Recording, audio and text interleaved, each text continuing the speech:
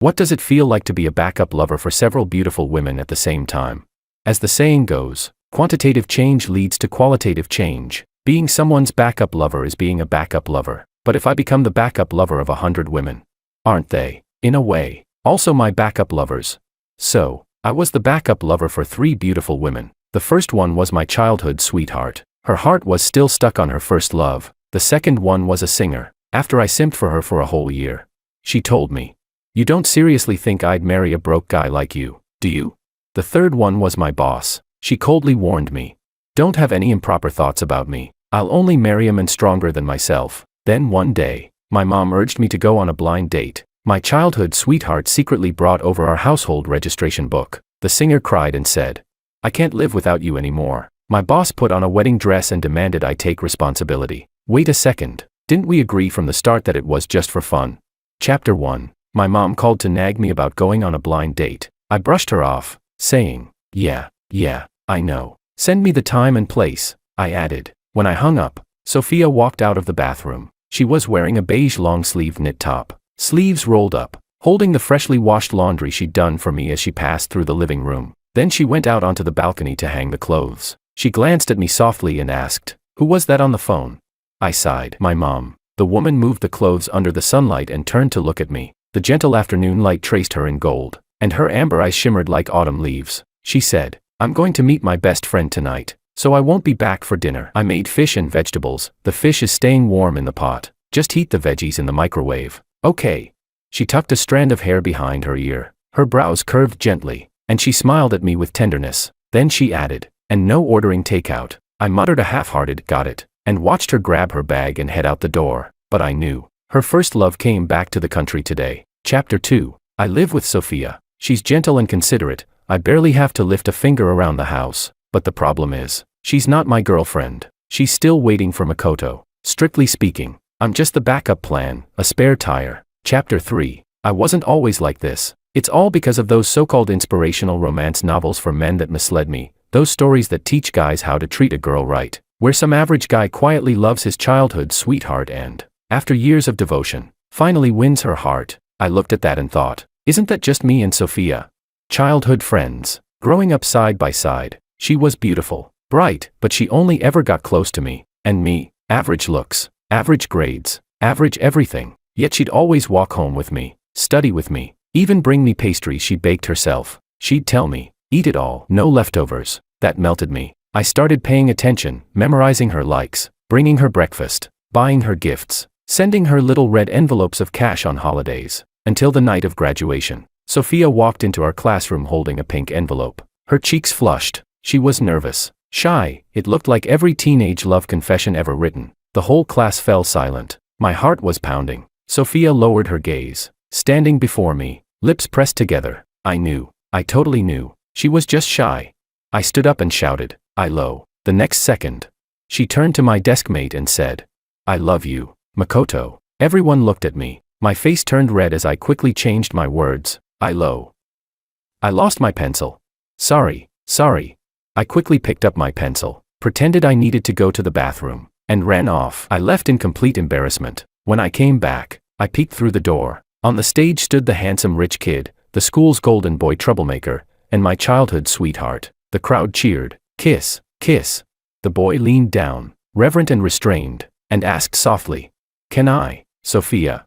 She nodded, blushing. I didn't watch any further. Chapter 4. After that, I started avoiding Sophia, but she waited for me right at my door. I turned around, ready to leave. She grabbed my sleeve, looking all innocent. "George, brother," she said softly. Then, with those pitiful eyes, she added, "I've always seen you as my brother." Brother, my ass. What kind of sister does homework so close that your faces almost touch?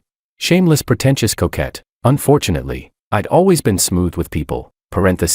Actually, just obsessed with saving face. So I forced a grin and said, "Haha, no worries. I've always seen you as my little sister too. Your brother wishes you happiness." Sophia looked at me. She really was beautiful, those wide, innocent doe eyes, pupils the color of light honey. She whispered pitifully, "Then don't be mad at me, okay?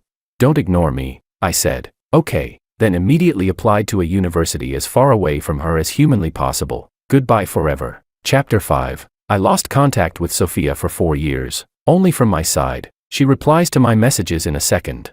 But my replies feel like they take an eternity to arrive. She said she was on vacation and wanted to come here to have fun. My roommate and I immediately packed up and went home. Then, during my first year of work, she messaged again. She'd been transferred to a company here. It was my first year working. I lived alone. I hadn't become the calm, confident office elite I once imagined. Endless work and messy office politics crushed me like a corporate slave. When I opened my door and saw Sophia, I hadn't slept for 2 nights. The apartment was a disaster, stuff scattered everywhere, takeout boxes still piled in the trash. She looked immaculate, makeup perfect, outfit graceful, carrying a bag of fruits and vegetables. Her eyes fell on the dark circles under mine. Then she smiled gently, just like when we were kids.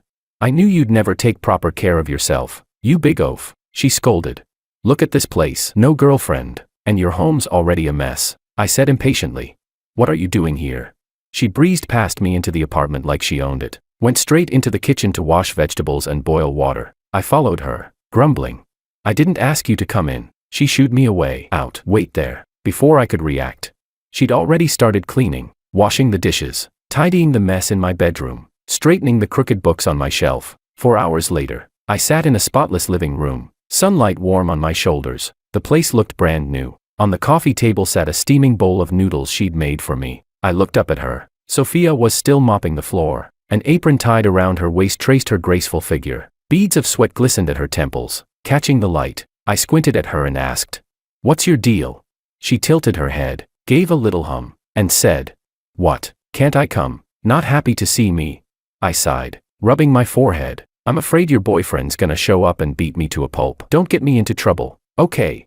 She paused, her gaze dimming, voice softening. "Makoto and I broke up a long time ago. He went abroad for college." I lowered my head and quietly kept eating my noodles. Chapter 6. Back then, I was already being a backup plan for Freya. But you know what they say, quantitative change leads to qualitative change. Being a backup for one woman makes you a simp. Being a backup for 2, well, aren't they my backups, too? Chapter 7. After Sophia and I made up, we rented a big apartment together, separate bedrooms. Of course, now that her first love is back, I'm not planning to renew the lease. It's too big for just me anyway, might as well find a new place. I packed a few things in my room, then decided to head out and find Freya.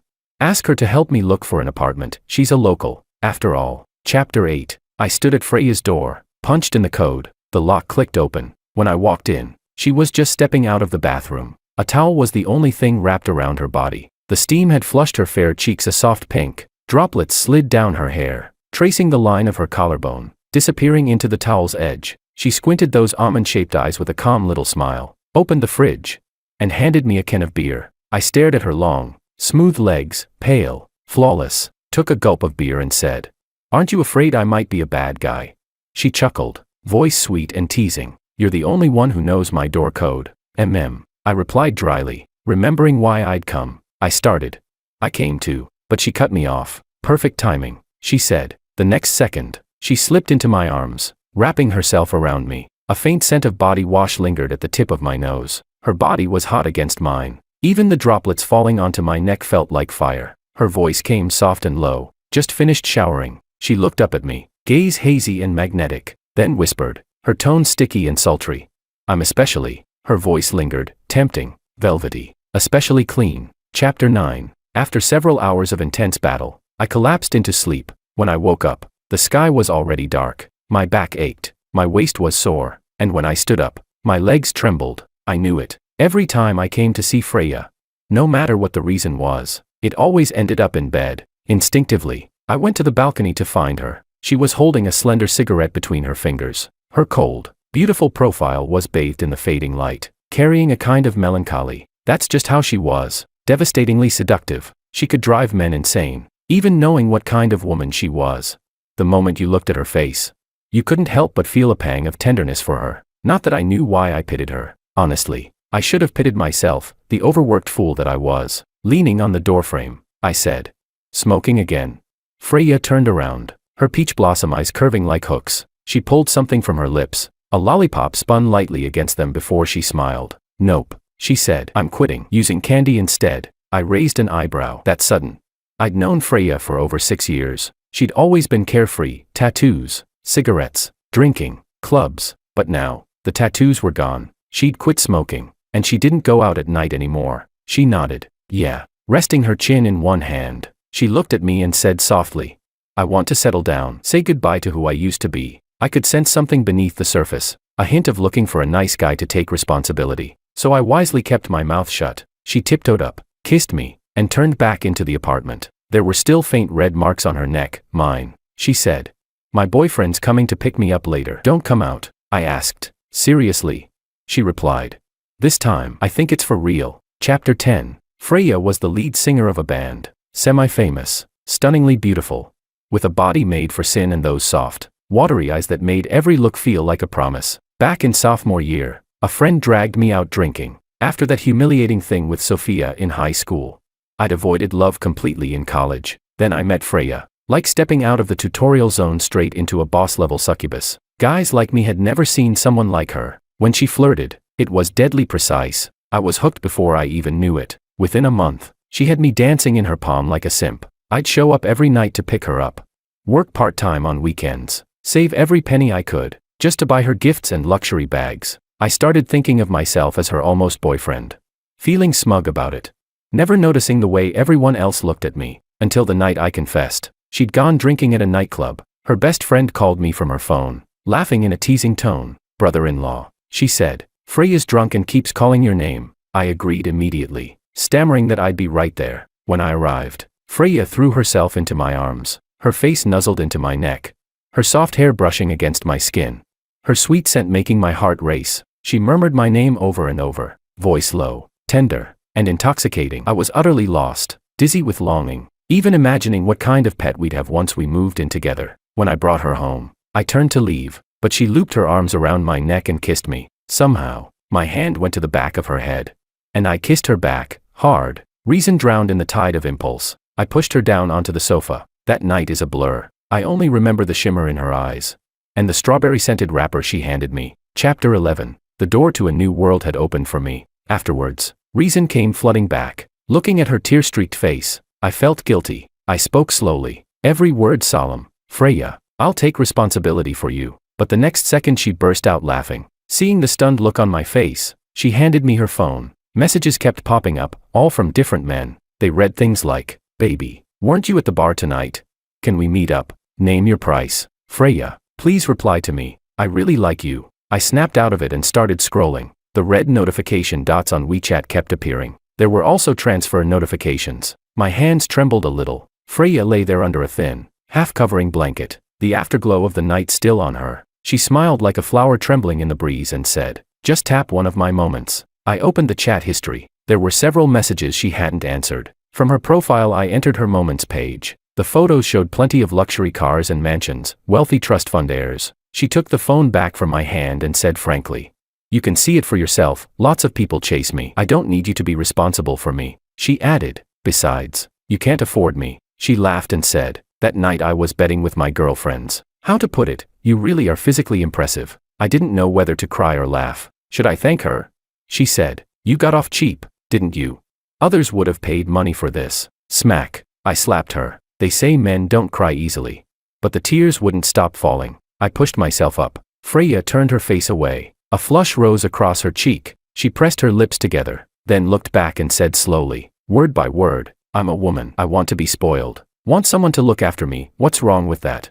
I put my clothes on and walked out. Freya called after me. There's still time. Won't you come again? I ignored her and kept going. She didn't say anything more. Chapter 12. Later. I kind of regretted it. That night, I should have grabbed the bedside lamp and smashed it over her head twice. Why did I only slap her once? That was the day the pure love war god inside me fell, crushed completely by a heartless woman, wounded beyond repair. I locked up my heart and focused only on studying. Junior year was rough. The pressure of graduate school recommendations was suffocating. I had nowhere to vent. Anxiety made my hair fall out daily. One night, stuck on a problem I couldn't solve, I got a call from Freya. Her voice was lazy and alluring, soaked in alcohol. George, I miss you so much. Rage boiled up in me. I decided to take a cab over, to slap her again. When I arrived, I banged on her door furiously. Freya leaned against the wall to open it. She looked up at me, eyes glinting like a fox in the dark woods, bewitching and dangerous. I froze for a second. Then she smiled, voice soft and teasing. You came. Shameless. I shoved her down onto the couch and slapped her hard across the face. Her head turned with the blow, covering her cheek. She looked at me, eyes wet and trembling. She whispered pitifully, "You still don't know how to be gentle with a woman." I sneered, "You vile woman." Freya just curved her lips into a smirk, completely unfazed. So I grabbed the back of her neck and lost control. Rough, reckless, relentless. She gasped and whimpered, but still refused to yield. Anger taught me, instinctively, how to torment. By the end, Freya was crying, her peach blossom eyes red and swollen. She begged weakly, "George, brother, please." And with that, all my pent-up pressure was gone. Chapter 13. When I woke up, she looked the same as always, smiling lazily, utterly satisfied. She said, "Let's stay friends, okay?" My anger had drained away. She didn't look as disgusting now. I said calmly, "Get out." I got up to leave. She asked, "Don't you want another round?" I said, "Sure." Chapter 14. And so, without ever saying it aloud, we began this shameful arrangement. I had only one rule for Freya, a health check every 2 weeks. Thanks to her, my illusions about beautiful women were completely destroyed. The simp in me was dead. We did everything. Freya was up for anything. She was beautiful, had an amazing body, and knew plenty. Most importantly, she was free. She cried beautifully, but once out of bed, she became someone else entirely. I always thought she'd live like that forever, playing around, untamed. Never imagined she'd want to find some decent guy to settle down with. That would just ruin another honest man. Chapter 15. Voices drifted faintly from the living room. I snapped back to reality. That must have been the boyfriend Freya had mentioned. The man's voice was gentle, soft and calm, and with just a few words, he made Freya laugh out loud. I cracked the door open slightly. From the gap, I could see the side of his face. Handsome, clean, well-groomed. The gifts he brought looked expensive too. No wonder, I thought. I lay in bed scrolling on my phone for an hour. When they finally left, they lingered at the doorway, flirting for more than 20 minutes before he went out the door. Once the door shut, I came out of my room. Freya still had a smile on her face, a softness I'd never seen in her before. At that moment, I couldn't even bring myself to ask about the apartment. Maybe it was better this way. Time to cut ties completely. I said, "Let's not see each other again." Freya froze. The smile faded. She looked at me for a few seconds. Then that usual teasing smirk returned. She gave a little hum and said, "That trick doesn't work on me." She thought I was jealous, playing hard to get. Too bad. I'd long stopped reading those romance novels. I didn't believe in love anymore. Calmly, I said, "I'm serious." She stared at me for a while, then brushed past to pour herself some water. Taking a sip, she said casually, "It's not like ours was anything worth keeping anyway." I nodded. "Then I'll go." She didn't reply. I put on my coat and walked out. Just as the door closed behind me, I heard a faint crash, like glass breaking. It was late when I got home. I reheated the food Sophia had left and ate it. Played a few rounds of games. It was deep into the night. She still hadn't come back. I hesitated, thought about asking where she was, then changed my mind. She and Makoto had gotten back together.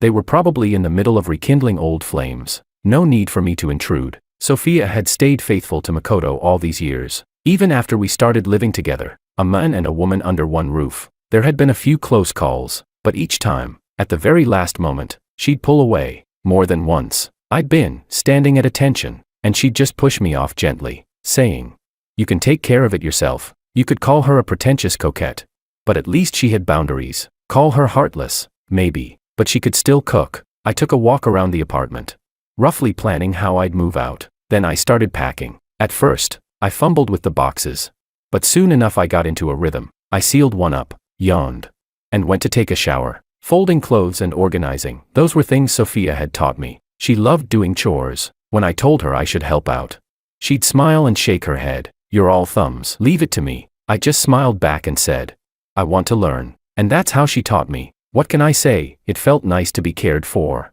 But I didn't want to be useless. Chapter 16. When I got up in the morning, Sophia wasn't home. There was no breakfast waiting in the pot either. I changed clothes and went downstairs to buy some steamed buns. On my way out, I noticed that she'd changed her shoes at the entryway, so she must have come back late last night. I glanced at my phone. A message from Sophia. "George, my best friend's feeling down. I'm going to keep her company for a few days, so I won't be back for a while. Don't forget to water the flowers on the balcony, and stop ordering takeout all the time. Got it?"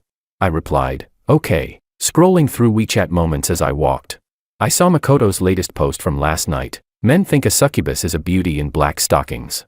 But in truth, the real enchantress is the one who asks, "Do you have a Coke?" The one who understands your exhaustion, your struggles. Who encourages you when you're down. And celebrates you when you succeed. A warm harbor, calm and steady. Then he'd added a comment below. Nothing serious, just needed a break after some stressful weeks. Didn't expect her to take leave and come home with me. I took a bite of my bun. And gave the post a like. Chapter 17. I go to work as if burdened by all the world's sorrows.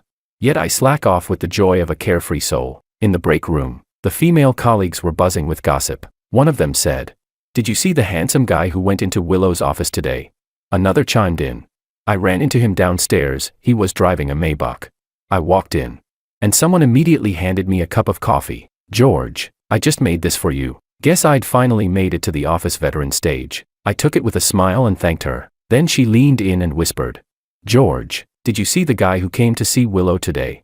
I heard he's the heir of She Knew and Tech." I couldn't help staring. The vibe between them was perfect. Really, I wasn't paying much attention. "Yeah," I said absently. "Sounds like a great match." "George," the cold voice came from behind me. All chatter stopped instantly. I turned around. Willow stood there, expression frosty. Her waist was slim, her legs long, her figure perfectly shaped. She was wearing a simple business suit.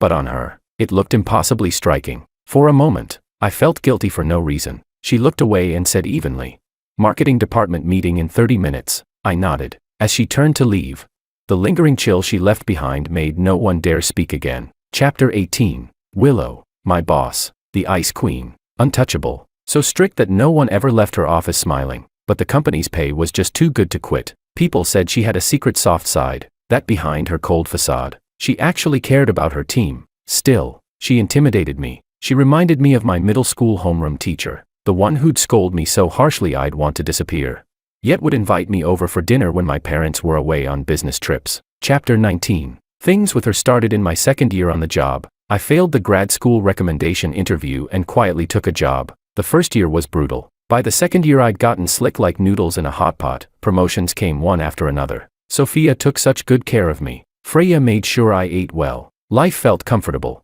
and I was content. A person who knows contentment is a happy person. My involvement with Willow Lou was a total accident. The person who was supposed to go on that business trip had a family emergency and couldn't leave, so I filled in at the last minute. Just a grunt worker doing whatever was needed, flattering the boss, flattering the client, serving tea, doing menial tasks. Willow didn't handle alcohol well. At the dinner that night she collapsed after a single drink. When I helped her back to her room, she could hardly walk straight. I was sweating from the effort. I'd just ordered a bottle of hangover cure when I turned to find she'd somehow ended up in the bathtub. "President Lou," I cried, rushing to help her out. I nearly ran into her as she was taking off her clothes, slowly, almost childlike, fumbling as she unbuttoned one by one. I froze. Every time I tried to button one she'd undo another. Eventually she got annoyed and yanked the rest off. The buttons flew to the floor. I stood there dumbstruck. Willow looked up at me, eyes shimmering. "Hot," she said, and then threw the clothes to the floor. I picked them up to cover her and said, "I'll turn the AC down a bit, Willow, put these on." She tossed them farther away. I went to pick them up again and when I turned, even her camisole was gone. I exclaimed in shock, "Wow, so white." "No, wait, I mean, the bathtub is so white." If I didn't do something, I worried the next day's headlines would be about a female boss drowning in a hotel tub. I moved to help her out. "Come on, let's go to bed. There'll be a hangover soup soon. You'll catch a chill out here." "No." Willow looped an arm around my neck and kissed me. Lips to lips, it seemed simply to silence me. She reached for the faucet. Warm water flowed. I reflexively reached to turn it off. Willow bit my lip in annoyance. "Could I take that?" I bit back. She cried out, and I used that moment to drive forward, taking ground, conquering. Only after I'd gotten what I wanted did we pull apart. Willow's mouth was swollen, wet with the aftermath. She looked up at me. Her usually cold phoenix-like eyes were bright with moisture. For a moment I stayed silent. A gentleman would have left then, but I wasn't a gentleman. I lowered my head and kissed her again. Chapter 20. I slept until late morning, felt like I'd gone 12 rounds in a fight. When I woke, water was roaring from the bathroom. I pressed my forehead, sat up, and grabbed my phone. The water stopped. Willow came out in a robe, the sash cinching her waist tight. Too bad the robe had a plunging V-neck that left a shocking corner of scenery exposed. She asked coldly, "Awake?" Her expression was flat, nothing angry. I answered meekly, like a quail, "Mm." She sat on the single armchair and picked up her phone. "George," she said, You're actually pretty competent at work. You have a steady kind of presence. I thought you'd be safe. She was implying I was plain looking. Her fingertips tapped the screen a few times. My phone buzzed. I looked down and unlocked it. A transfer notification. My eyes went wide. She said, "Mistakes made under the influence of alcohol. We're all adults. I don't want it to get complicated." She added. I nodded quickly. If it's a mistake, it should be corrected.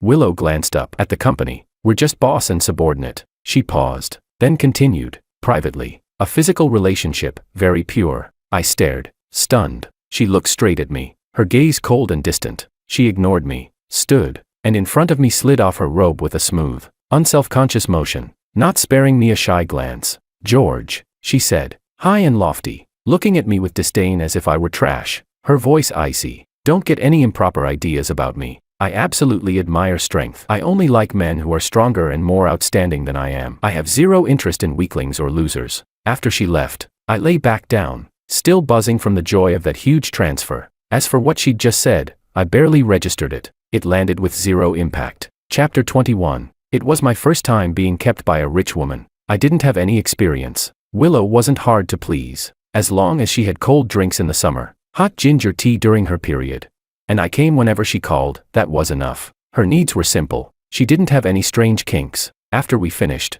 she'd tell me to get lost. Didn't care if I was exhausted or not. That's how it went for half a year. I worked hard, dutifully devoted to my role. Then came Willow's birthday. Not knowing what to do, I actually went online to ask. The comment section was full of lunatics. In the end, I decided to give her a bracelet. Commissioned a famous designer. Had it custom made from a design sketch. Cost time, money, and effort. I sighed to myself, even being kept. I was still this damn professional. Chapter 22. On her birthday, wanting to show I cared, I handed her the small jewelry box after my morning report. "Willow," I said, "happy birthday." Her gaze fell on the box, expression unreadable. "Thank you," she said, but she didn't reach for it. "George," she continued, her voice cold. A wall of distance between us. "I remember telling you, our relationship will never go further. Instead of wasting time doing useless things, you should focus more on your work. Don't cross the line." I bowed my head and said, "Understood." Then this, I gestured to the box. "Leave it," she said. I stepped out, cursing her silently in my head. Hard to please, that woman. If you don't take it seriously, she's offended. If you do, she's still offended. Even flattering people is an art form. Chapter 23. I didn't know if Willow did it on purpose, but that day's workload was unusually tough. I stayed late. When I finally left, I ran into the janitor, Antley. She looked unusually cheerful, holding a small box that looked familiar. "Hey, Antley," I called. She stopped. My eyes went to the box in her hand, confirmed it. It was the one I'd given Willow that morning. Puzzled, I asked, "That's..." I'd greeted her a few times before in the restroom. We were on friendly terms. She didn't dodge the question, just grinned from ear to ear. "Someone gave it to me." "Oh no, wait," she corrected herself. "I found it when cleaning. In the trash bin. Thought I'd take a look before tossing it." When I opened it, my goodness, it was still brand new. Clearly expensive. I figured maybe someone dropped it by accident. So I went to ask President Lou. She chuckled. She said it's just trash. Told me to deal with it however I want. I froze for a moment. Antley went on. "It's still new, such a waste to throw it out. Look, isn't it beautiful?" She opened the box to show me. The bracelet glittered under the corridor lights. Delicate and perfect against the velvet lining. I said, "Yeah," then smiled. "Looks pricey." She nodded. "Exactly. Rich people." "Huh," I said. "Head home soon." "Antley, looks like it's going to rain." She smiled. "All right, I'll be off then." I watched her go, light on her feet, as if fortune itself had just fallen into her hands. Then I turned and took the elevator down. Chapter 24. The elevator doors closed, reflecting my stiff, fake smile. Damn it, I was fuming inside. "You could have at least told me you threw it away. I would have picked it up myself." A whole month's salary, just gone. You think money grows on trees? I swore then and there, I'd get every cent back from her. Chapter 25. So on my birthday, I sent her a link. Willow replied with a single question mark. That was strange, the car was only about 2 million yuan. Did she think I was being too greedy?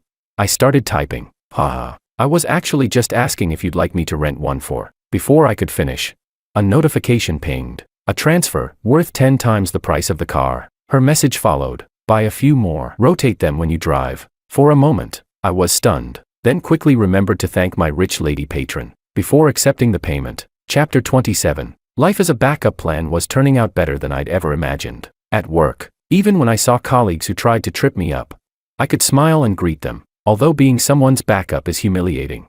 This king still has Willow, the golden goose, Freya, the cozy bedmaid, and Sophia, the foot-washing girl. That's enough for me. Chapter 28. Without Sophia or Freya, I felt a slight sense of loss, but nothing unbearable. The only one I couldn't quite let go of was Willow. After all, money was my one true love. Just the thought of losing that stream of income hurt a little. Chapter 29. After a meeting, a colleague came over to chat. I carried my files, answering him while heading out, not realizing Willow was still seated at the head of the table, reviewing documents. Back at my desk, I reached for my pocket, and realized my phone was missing. I went back to the conference room. Willow Lou sat there alone. I paused. President Lou, she responded without looking up. I gave a nervous laugh. Seems I left my phone on the table during the meeting. The tabletop was spotless. I frowned. That's weird. I checked under the chair, nothing. Must have left it in my office after all. I muttered, haha. Guess I'm getting forgetful lately. As I turned to leave, her voice cut through the air. It's here. She tapped the tabletop with a manicured finger. I looked over. Willow's expression was cool as ice. I walked over, picked up the phone, and said, thanks. I'll get back to. She interrupted sharply. Do you think I'm some gullible little girl? This trick is pathetic. I blinked. What?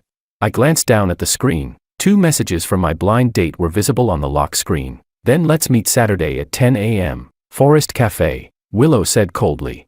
I used to think you were pragmatic. That was your only redeeming quality. Now even that's gone. George, there's no possibility between us. She paused. This is the end, I replied. Okay, nodded. She looked momentarily taken aback. A flash of surprised vulnerability. Even cute for a second, I said.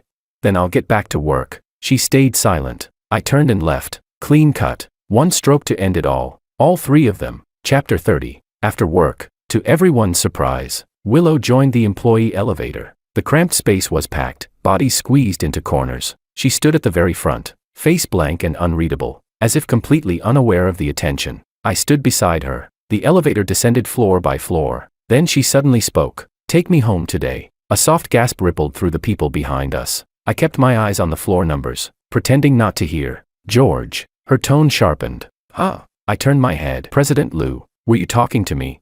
I didn't drive today. She said coolly. You'll take me home. I nodded. Sure thing, boss. Another round of quiet gasps came from behind. Willow glanced sideways at me, for the first time in days.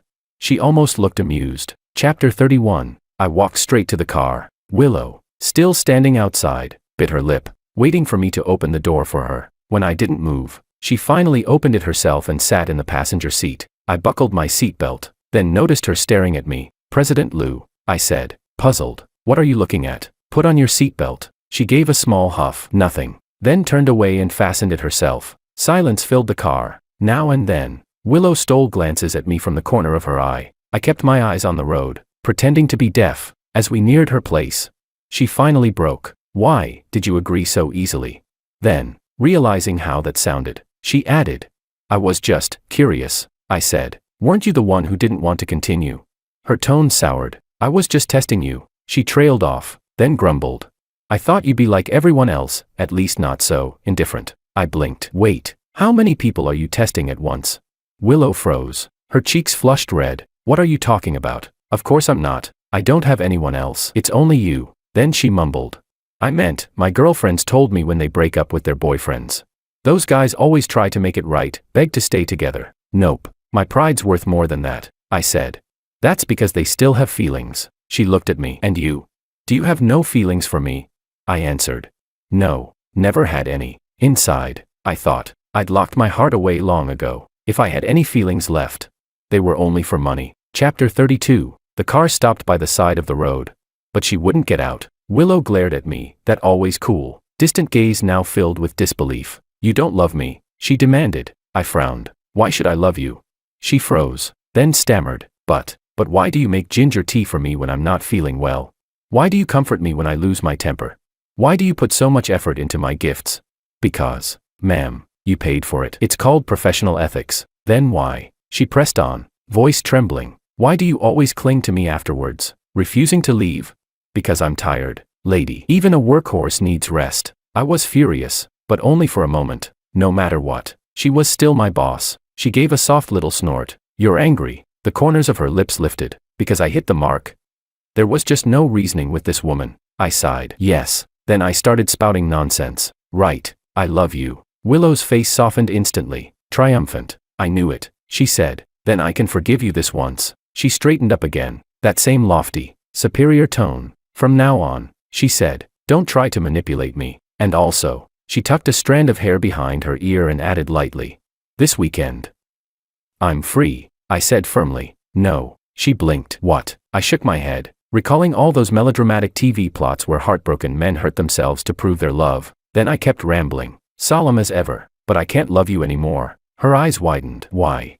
I looked down, pretending to be humble and tragic. Because love is about letting go, about blessing the other person's happiness. Willow, you're so extraordinary. You deserve someone worthy of you, I said. There's no future for us. I can't hold you back. That's it. Then, with a deep, melancholy stare, I threw in a final flourish. Mortals and gods walk different paths. I lament my prime years. Unmatched and misunderstood. Our ending was written long ago. Willow was stunned. George, she whispered. I gave her my best pained smile. I just hope we both find happiness. Chapter 33. Whether Willow found happiness or not, I had no idea. But when I got back to my apartment complex, the street vendor selling wolf-tooth potatoes was still open downstairs. I bought a portion, ate as I walked upstairs, and honestly, I felt pretty damn happy. Chapter 34. Over the next few days, I packed up everything in the apartment, threw out what I could, and signed the lease for a new place. Quick and clean, I moved out in one go. I left the keys in the old apartment. Just as I stepped out,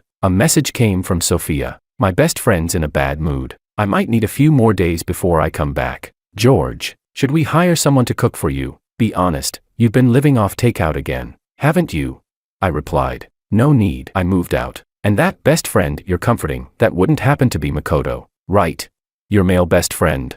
Then I added kindly, if you two are getting back together, remember to keep some distance from other guys. The message had barely sent before a voice call popped up. I declined it. She called again. I declined again. She called a third time. Declined. Then she stopped. A message followed. So you know. Wait for me, 4 days at most. I'll come back and explain. That was so very Sophia. I didn't reply. Chapter 34. At work, I reported to Willow as usual. Now and then, she'd look at me with some complicated expression. I couldn't read it. Didn't bother trying. Thick skin was my armor. I kept doing my job. One evening after work, I headed for the exit. The elevator doors slid open, and there she was. Good evening, President Liu, I greeted. Willow nodded and walked out beside me. I asked, you didn't drive again today?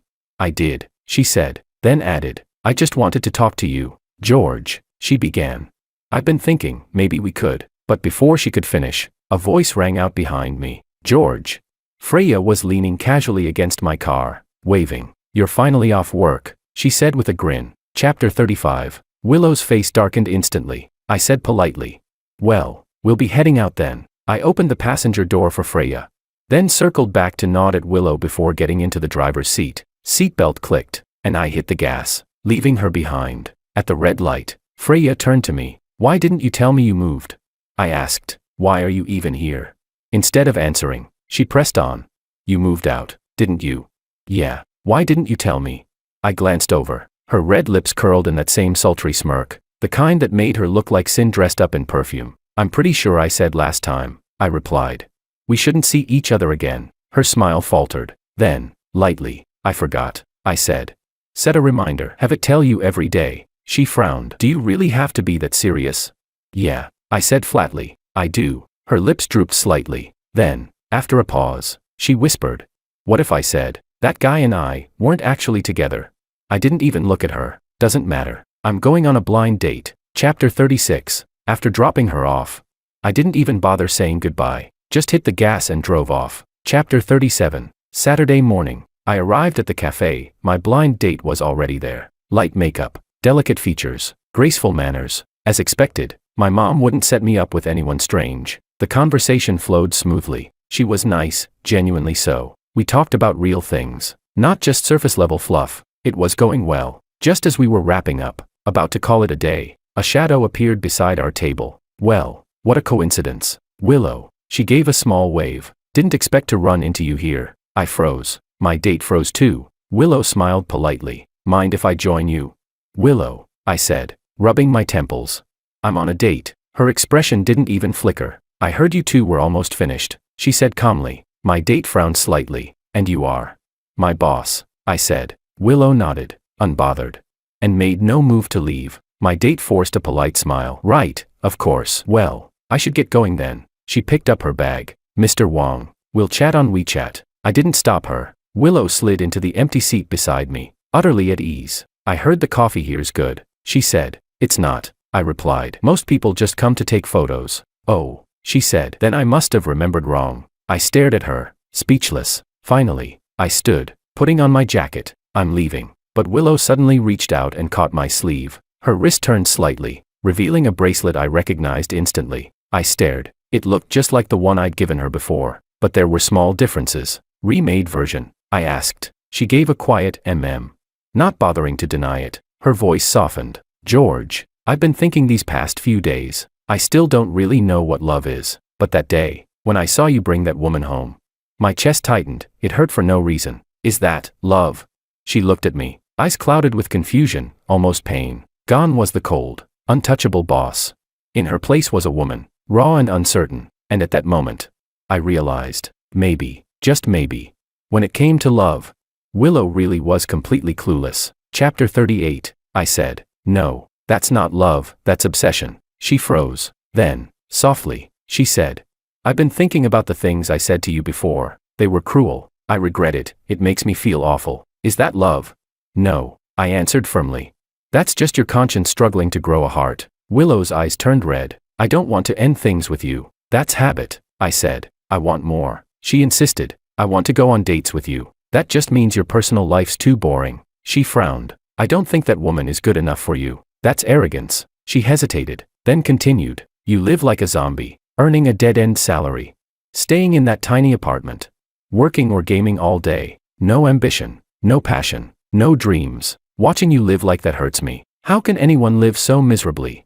I swear to God, I was pissed. That's because you always look down on me, I snapped. But then she suddenly said, I like you. That's delusion. I replied flatly. Willow blinked, staring blankly at me. Our eyes met. Her face was as cold as ever.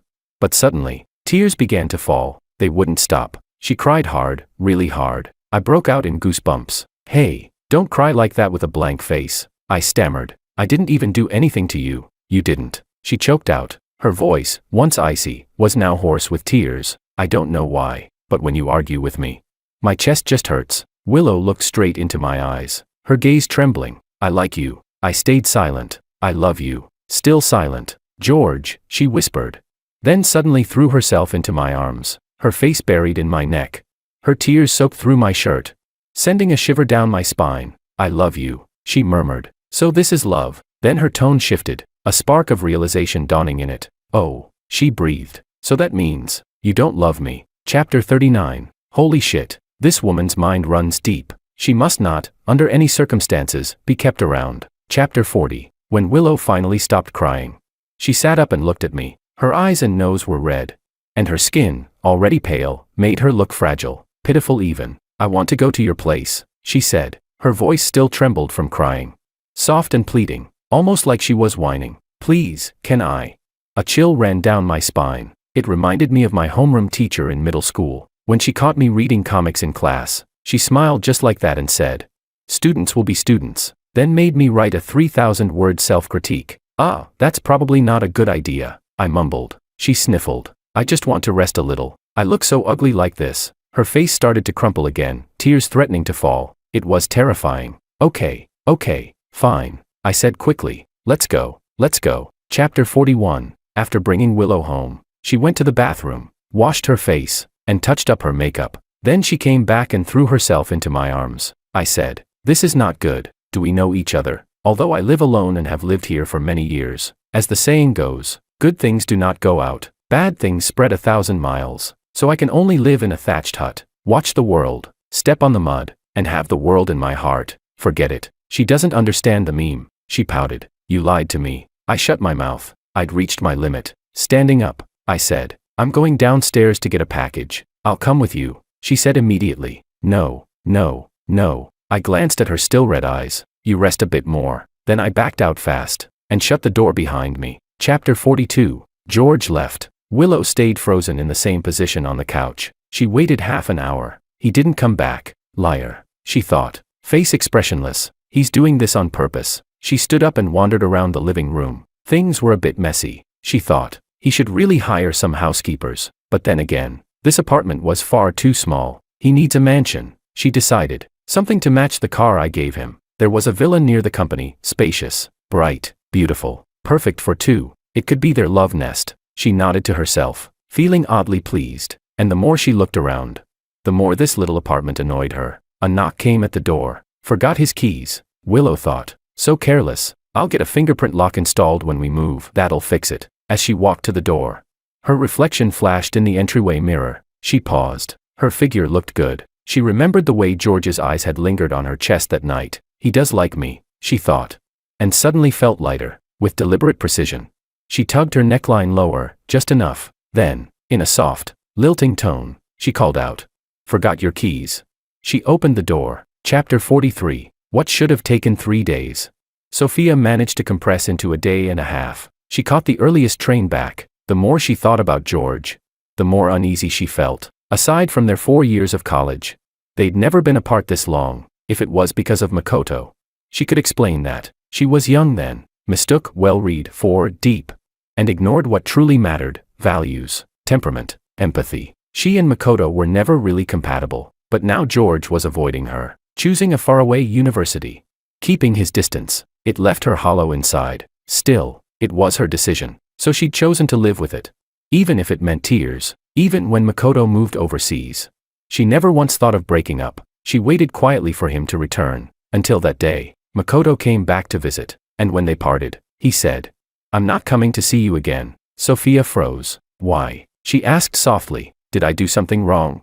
Makoto shook his head. "No, but you act all fake." He looked at her with weary eyes. "I don't even feel like you're my girlfriend. You're like a perfect little white lotus, flawless, untouchable. When I'm abroad, you never seem sad, or lonely, or scared. When I travel all this way to see you, you're not happy, not excited, not even touched, even when we're intimate," he said.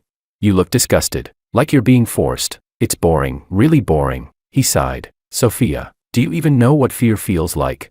When you wait at the airport, do you get anxious, counting the minutes until I arrive? If I broke up with you, would you even be hurt? You wouldn't." He shook his head again. "So," he said quietly, "let's end it here." Chapter 44. Makoto was right. She hadn't felt any pain. Even as she watched him leave, she was strangely calm. Do you have to break down, scream, cling, to call it love? Sophia couldn't figure it out. After the breakup, she started thinking about George again, 4 years apart, and when she saw him once more, he looked worn down, pale, exhausted. Something fluttered in her chest, the fragile joy of getting back what she'd lost. Everything could have been fine, until Makoto came back. She'd felt guilty, thought she owed him, wanted to help him through his low point, then move on with a clear conscience. But she hadn't expected George to mind so much. He stopped replying to her messages, ignored her when she asked for his address. It hurt, so she asked around, talked to his family, finally got his new address. To win a man's heart, you had to win his stomach. So right after getting off the train, she bought vegetables and meat to cook for him. She came in such a rush. She'd forgotten to put on makeup. Standing at his door, she hesitated. Would George dislike her bare face? Would he think she wasn't good enough anymore? Then footsteps approached from inside, unfamiliar ones, followed by a soft, lilting voice. "Forgot your keys." The door opened. Their eyes met. Sophia's gaze dropped to the woman's half-open collar, the swell of her chest practically spilling out, oozing with deliberate seduction and smugness. Disgusting, Sophia thought. Absolutely vile. I feel like I'm going to get an eye infection just looking at her. Chapter 45. Willow's smile faltered. Gross, she thought. Why the hell is this woman staring at my chest? Chapter 46. I walked around the apartment complex 3 times, before finally going to pick up my package and heading upstairs. When I stopped at my door, fishing for my keys, someone suddenly came up behind me. I turned, and she looped her arms around my neck. Her breath brushed against my skin. Warm, damp, sticky, like some kind of serpent. I was speechless. She whispered, "How was your blind date?" "It's over," I said flatly. She smiled, that sultry, practiced smile, and said, "Perfect. We can pick up where we left off." Her eyes flicked around the hallway. Then she winked. "Right here's fine." I sighed. "You really have no shame, do you?" Her breath hitched for a moment. Then, pretending to look hurt, she said softly, "I never claimed to be a virtuous woman anyway." "So," she murmured, "why don't we just keep going? I missed you." Her voice rolled across her tongue, soft, sticky, intoxicating. "Every inch of my body misses you, George." She leaned in closer, her voice trembling. "Only you can satisfy me." Her tone was a mix of obsession, seduction, and something that sounded almost like a plea. "You made me like this," she whispered. I straightened my back and said righteously, "No. It wasn't because I was noble, but because Willow was still inside my apartment. If those two ran into each other, I'd be dead." She tilted her head. "Why not?" Her voice turned sweet again, too sweet. "You found a new friend already." "That's none of your business," I said. She ignored me completely. Cooing. "That fast? Is she prettier than me?" Damn it. The irritation that I hadn't felt in a long time crept back in. Just as I was about to explode, the door suddenly opened, and there they stood, Willow and Sophia, one on the left, one on the right, both staring at me with thunderous faces. Chapter 47. Ah. Freya leaned lazily against my shoulder, a mocking smile curling on her lips. "She's not prettier than me anyway." Chapter 48. The atmosphere in the living room was tense. Willow stood by the window, staring out, her expression screaming keep away. Sophia sat primly on the single armchair, forcing a gentle, polite smile. She said, "I'm George's sister." Willow replied evenly, "I'm his boss." Freya, meanwhile, was sprawled on the couch like a cat with no bones. She smiled slyly. "I'm George's." She paused, winked, and said, "Friend." I was in the kitchen, washing a glass, pretending none of this was happening. Sophia came over with some fruit to wash, standing beside me. The sound of running water filled the silence. She tilted her head toward me, worry clouding her voice. "Brother, that female boss of yours, can't you tell?" I blinked. "Tell what?" She frowned, thinking for a moment, then whispered, "You're such a straight man. Can't you see she's a pretentious coquette? She pretends to be all proper, but inside she's manipulative and scheming." When I opened the door, she wasn't even properly dressed. I almost dropped the glass in my hand. She sighed, exasperated. "Brother, you've really got zero ability to identify a pretentious coquette. And also," she wrinkled her nose, "that friend of yours, she's weird too. She looks cheap, like she's never heard of self-respect. Definitely has a messy private life. Don't see her again." I almost burst out laughing. Sophia scolded, "Why don't you get it, brother? Women out there are dirty." I turned to her, our eyes met, and I couldn't help asking, "What about you?" Sophia froze. Her light-colored eyes stilled like a frozen lake. She stammered softly, a blush rising across her porcelain cheeks. She turned her head away and whispered, "I can stay with you for the rest of my life." Chapter 49. So pure, so innocent. Too bad I stopped being a pure love warrior a long time ago. Chapter 50. I said, "You keep calling me brother, you know sibling marriage is illegal, right?" Then I added coldly, "Pretentious coquette." Sophia froze. Her gaze darted toward the doorway, where Willow now stood, though her face showed irritation. Sophia tried to maintain a soft, gentle smile as she said, "George and I aren't actually related. It's just, we grew up together. Over 20 years, childhood sweethearts." She continued, "No one can replace that." Willow looked her up and down, expression faint, and said flatly, 20 years and you still aren't together. That just means he's not attracted to you. Even in another 20, you won't have a chance." Sophia snapped, "What do you know?" It was the first time I'd ever seen her lose her temper. Then, out of nowhere, "How scary." Freya's voice chimed in, her tone syrupy. She appeared out of thin air and said, "Sister's so fierce, not like me. I only know how to care for brother." Sophia's breath caught in her throat. Furious and flustered, Willow rolled her eyes. "So much drama," she muttered. The whole place had descended into chaos. Might as well drink it while it's hot. Chapter 51. The three of them sat in the living room, each occupying their own territory, pointedly ignoring one another. I wanted to kick them all out. It was my weekend. I should have been resting, gaming, not dealing with this circus. Freya glanced at me, smiling faintly. "You look like you really need a break." She stood up, stretching lazily. "Then I'll go first. If you miss me, text me." She left so fast it even startled me. I thought she'd be the last one to leave. Sophia looked at me next. Her face was pale, lips pressed into a thin line, brows slightly furrowed, but still, she said softly, "Then I'll go too." I left the vegetables in the fridge. "The fruit's washed, remember to eat it." She stood up, her gaze briefly landing on Willow. Willow didn't look at her, not until a few moments later, when she said coolly, Sophia's face darkened further. Only then did Willow add lightly, I'll be leaving too. Sophia's face eased, just a little. She got up and walked toward the door. Willow lingered, dragging her feet. I followed to see her out. Sophia hadn't closed the door behind her, but suddenly, Willow stopped. She turned abruptly, and threw herself into my arms. She lifted her head and kissed my chin, just a feather-light touch on water. I looked down at her, same cold, proud expression, but her eyes betrayed the faintest hint of a smile. She asked, "Nothing you want to say to me?" I said, "Sorry, I don't owe you an explanation." That seemed to sting. She frowned slightly and said, "You really have no heart, George."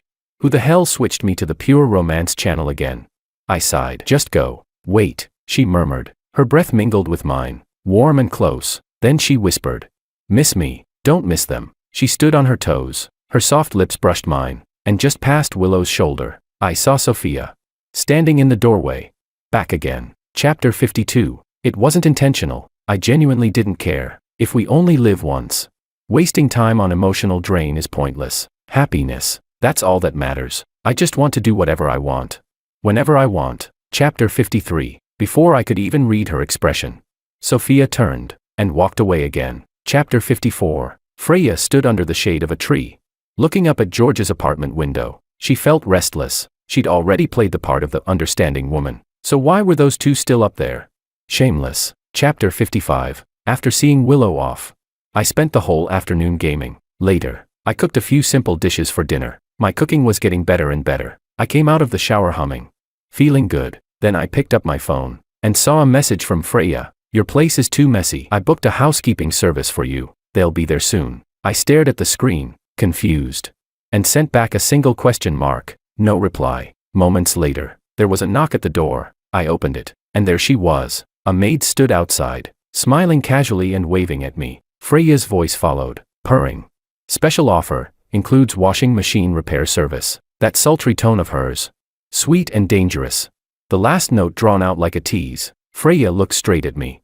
Her almond eyes curved into a smile. I said, "You don't look professional. Get a replacement." She pouted. "Don't be like that," and started pushing her way in. I sighed and stepped aside. "You really are shameless." Freya slipped inside. She kicked off her shoes and started taking off her coat. "It's so hot," she said. The coat dropped, revealing a lace-made outfit that was pure sin disguised as sweetness. I didn't stop her, just sat on the couch, quietly watching. Freya had that perfect hourglass figure, soft where it mattered, slim where it should be. Every curve was art. She climbed onto my lap, straddling me. I put a hand on her waist. "Stop." Freya froze instantly, obedient as ever. I asked, "What's the rush?" She gave a soft hum. "Your love life's too crowded," I said. "Go take a shower." Her eyes lit up immediately. Chapter 56. The lingering moisture, the faint scent of body wash, the soft fragrance of laundry detergent on the sheets, all tangled together, entwined, interlaced, impossible to tell them apart. Freya had her hair tied up. Her eyes glistened with tears. "George." She suddenly looked up, her eyes startlingly sincere. She murmured, almost incoherently, "That guy." "I can explain. I just wanted to make you," I replied. "It doesn't matter." Her eyes dimmed. She said nothing more, only bowed her head again. Chapter 57. All the scents were drowned beneath one dominant smell. I let out a long breath, came back to my senses, grabbed Freya's hair, forcing her to lift her face. She looked up obediently, like a well-trained doll. Her eyes still misted over. I narrowed my gaze at her. She met my eyes without resistance. Then she let out a low breath, soft, tangled, intoxicating. I said, "Have some shame. Good girls don't make that kind of sound." Freya looked at me and smiled, eyes curved, a flush spreading at the corners. She said, "Look at me now. Do I still look like a good girl?" She whispered, "As long as I can stay by your side. I don't care how shameless I am." I fell silent. She murmured, "George, say something, please." I thought for a moment and began quoting a cliché. "You're special. You're not like other girls. You." She looked at me, smiling, eyes shining brightly. I closed my mouth. She asked, "And then?" Face full of anticipation. I said, "I forgot." I let go of her. "Too long. Can't memorize it." Freya stayed there, head still tilted up, dazed. Tears gleamed brighter in her eyes. She said, "So many people have sent me those words, but when you say them, it feels real." I was speechless. I asked, "Why are you saying all this? You like me?" She shook her head. No, it's not love. It's addiction, she said softly. I can't live without you. Her voice trembled. My skin, flesh, organs, bones, hair, everything. If I leave you, it starts rotting here. She pointed pitifully to her heart. I sighed. Damn. I asked, what do you actually want? Freya raised her face to me, her fingers almost brushing my skin. Stopping just a centimeter away. George, she whispered my name. Like a mermaid praying for magic, she said. I want to be your little dog. You won't like me. You won't love me. And the hurt I caused you can never be undone. She smiled, a pale, sickly kind of beauty spreading over her face. And in her eyes, something dark, sticky, and desperate rippled. I just want to stay by your side. What else can I do? So I can only be your. I looked down at her. Freya met my gaze, eyes glassy, about to overflow, possessive and sorrowful. She said, as long as you'll play with her sometimes, that's enough. I sighed. But leashes are such a hassle, she said softly. That's okay. Her fingers touched her lips, trembling slightly. The ones who need leashes are the ones who aren't obedient. She lowered her hand, leaned in, kissed me, and whispered, word by word, I'll bite the leash myself, and follow right behind you, every step of the way. Chapter 58. The next day, when I woke up, Freya was already gone. A note sat by the bed. Band rehearsal. I tossed the note into the trash. Getting used to cleaning up after myself does keep the place tidy. Didn't feel like making breakfast. After brushing my teeth and washing my face, I got ready to head out for food. As soon as I opened the door, I ran straight into someone. Sophia stood there, holding a thermos lunch box. Slim, quiet, standing still. Our eyes met. She didn't smile. Her expression was cool and distant. Suddenly, my phone buzzed. I looked down. A message from Freya. Awake yet? I ran into your little sister downstairs when I left. I even said hi to her. I was speechless. Little sister? Wow. Someone really knows how to flatter herself. I locked the screen and said, come in. Chapter 59. Sophia followed me inside. Silent. She set the thermos on the dining table and opened it. After washing her hands and testing the temperature, she said softly, it's still hot. Eat. I sat down and started eating breakfast. She moved automatically, like a programmed machine, took the laundry basket from the bathroom and began sorting clothes. Some went into the washing machine. Some she washed by hand in the sink. She asked, where's the detergent?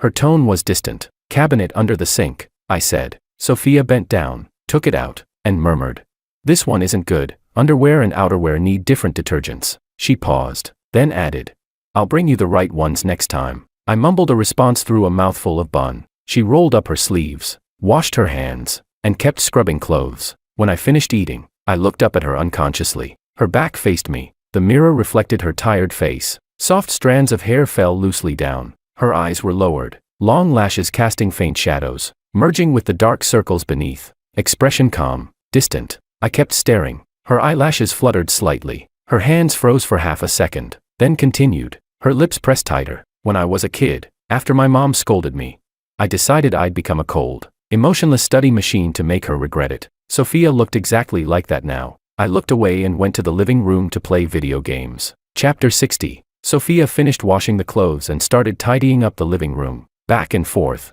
over and over, as if circling me just to remind me she was still there. I got wiped out in the game again. Another loss. Put down my phone and stared at her. Sophia walked by twice more. Then, as if she suddenly noticed my gaze, she tried to compose her usual calm expression, but it only looked awkward. She said softly, brother, why don't you move back to where we used to live?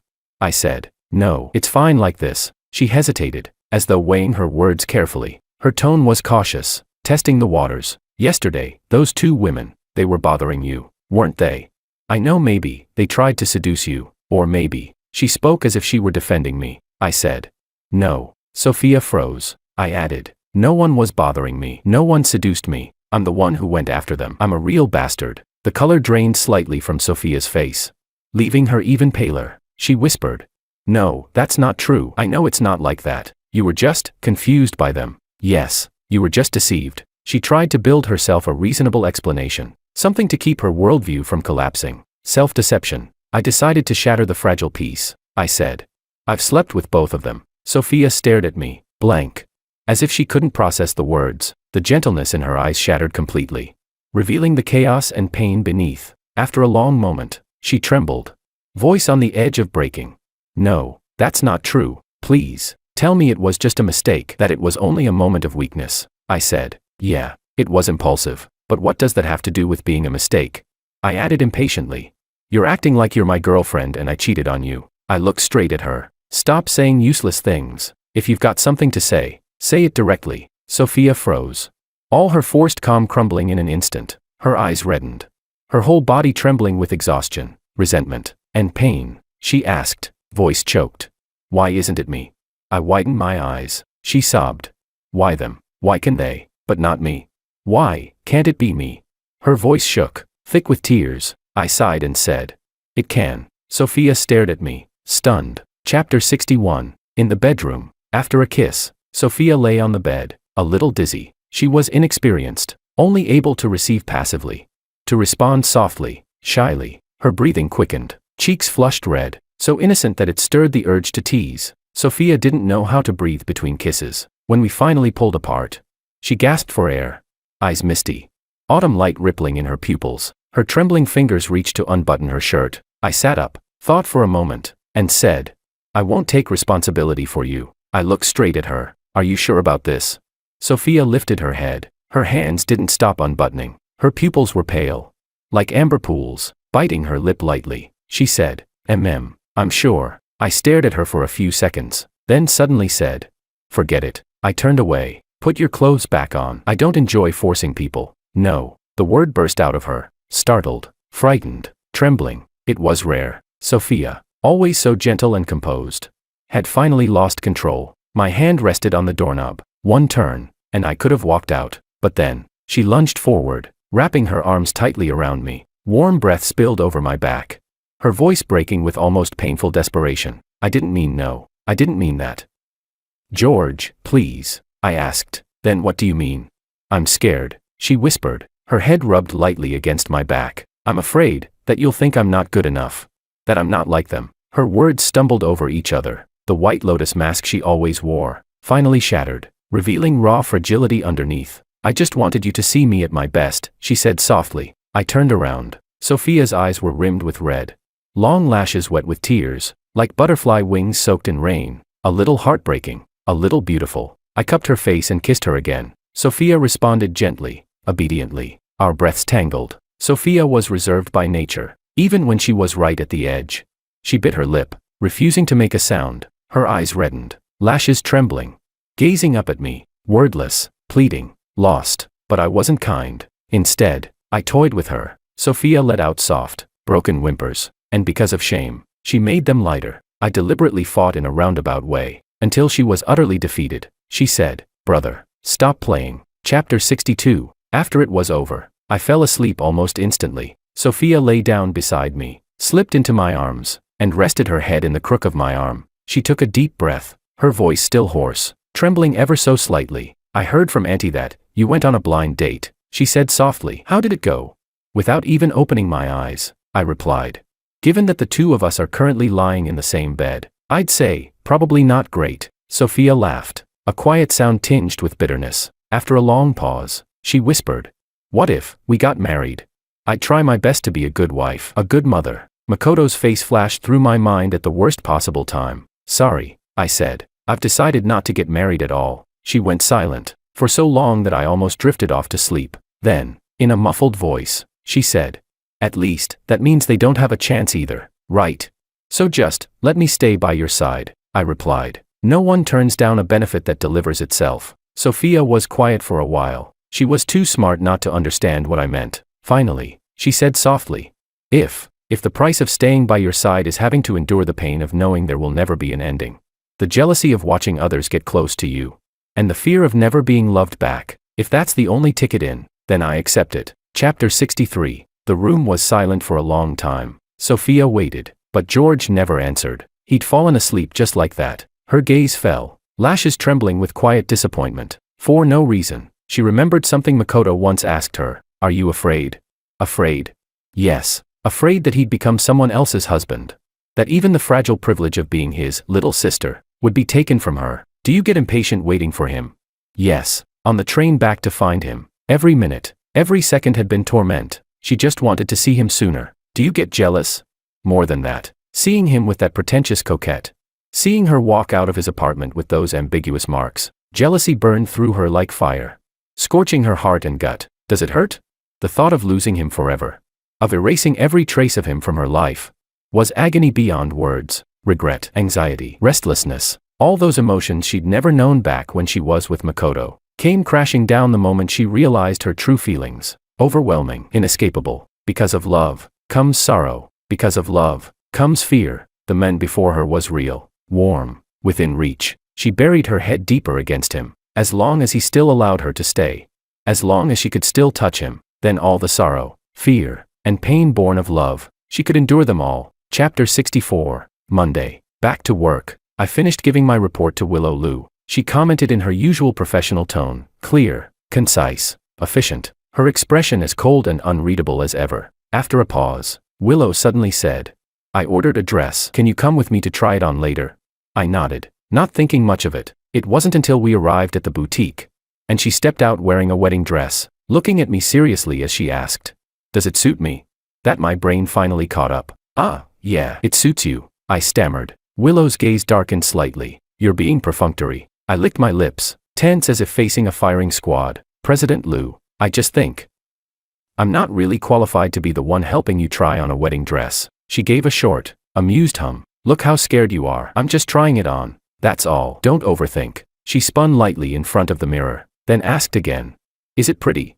"Pretty? No. Don't say that. Pretty? No. Pretty? No." My left brain and right brain went to war. Trap. This was definitely a trap. Willow watched my shifting expression, then suddenly let out a quiet laugh, soft and fleeting, like melting spring snow. It stunned me for a moment. She pressed her lips together and repeated, "I just wanted you to see what I look like in a wedding dress. Nothing else." I finally exhaled in relief. "It's beautiful. You could be on the poster for the store." Willow smiled faintly again, then turned to change out of it, but just before she stepped into the fitting room, she looked back and asked, her tone casual, almost offhand, "Are you coming to my place tonight?"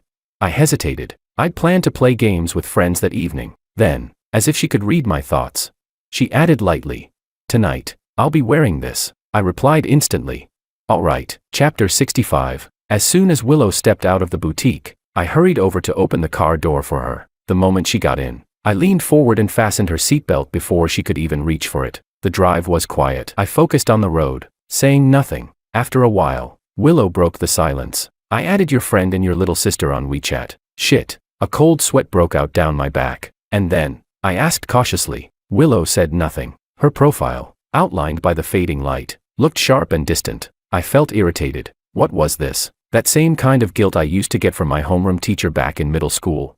"Come on, I graduated years ago," I said coolly. "I've already done what I've done. So what? You want to condemn me for being a playboy, or call me a scumbag?" I glanced at the bracelet on her wrist, my tone firm. "Willow, I don't owe you any responsibility." Unexpectedly, she laughed softly. You don't," she said. Then after a pause, she added, "I just wanted to see the real you, all of you." That shut me up for a moment. Damn, that almost hit somewhere deep. I asked, "Are you out of your mind?" She nodded lightly. "A little." Willow actually answered seriously. "Having a lot of people like you just means I have good taste." I snorted. "It's not just liking. I've slept with them too." She nodded again, calm as ever. "Then it also means you've got great stamina." I had no comeback. Her face was still composed, that signature Ice Queen calm. But there was a strange warmth in the air now, like snow softening into cotton. I couldn't help but ask, "Did some spirit possess you or something?" She shook her head slightly. "No," she said quietly. "I just figured things out." "I love you," she said, eyes lowered. "So I want to treat you well. That's my choice. If others treat you well, that's theirs. And if all of this makes you happy." She hesitated for a second, then added softly, "Then that makes me happy too." The car rolled to a stop. I turned to meet her gaze. Same cold expression, but something different flickered behind her eyes. She said, "The wedding dress. I really just wanted you to see me in it once. I don't expect anything else. That was my wish. It's enough." I looked at her for a long while, then said, "No, the way you process emotions is like watching a baby suddenly become a philosopher. Like a beginner in love cultivation skipping straight to becoming a cult leader. From not understanding love at all, to being completely consumed by it." Willow brushed her hair aside, leaned closer, and placed a soft kiss on my lips. She didn't argue, just murmured, "Yes, love is strange. Like you said, love is letting go. It's selfless. If wanting to possess you would make you leave, she looked at me, her eyes clear, and said, I would rather ask for nothing, as long as I can stay by your side. I said, is my side a parking lot? Everyone wants to park. Willow bent her eyes. She gave a light laugh and asked me, let me give you an option, yes or no. I said, or. Chapter 66, Saturday. For some reason, my apartment was unusually lively. 4 people squeezed into the living room playing cards. Loser gets a sticky note on the face. Simple rules, but the atmosphere was complicated. After a few rounds, Sophia, Willow, and Freya's faces were almost completely covered. I only had one note stuck to mine. Not that I was particularly lucky, they were just too busy targeting each other with passive-aggressive snipes. Sophia smiled sweetly and said, Miss Lou, what a pity. Then she gracefully slapped a note right on Willow's forehead. Willow's expression didn't change. Just luck, she said coolly. Let's see if you're still smiling next round. Freya, lounging beside me, took advantage of the chaos to slip me a card under the table. At the same time, she whispered teasingly, you two are so fierce. Who knew a little game could turn into a cat fight? I yawned. Bathroom, I said, standing up. Check the time. I had plans tomorrow, probably should call it a night, so instead of going back, I went straight to my room and crawled into bed. Outside the door, their hushed voices sounded distant, still arguing about something. Someone said, there should be an order, right? Another voice replied, by the rules. Then another, let's roll dice. The voices faded gradually. I couldn't be bothered to listen anymore. Chapter 67. Sometime later, I drifted into sleep, half dreaming, half awake. I heard someone quietly open the door. The mattress dipped slightly, and a soft, warm body slid into my arms. Gentle breathing brushed against my ear. Steady, like a lullaby. A faint, sweet scent lingered at the tip of my nose. Then, a kiss touched my lips. Her voice came, tender and trembling against my ear. I love you, I murmured back. Thanks, I love myself, too.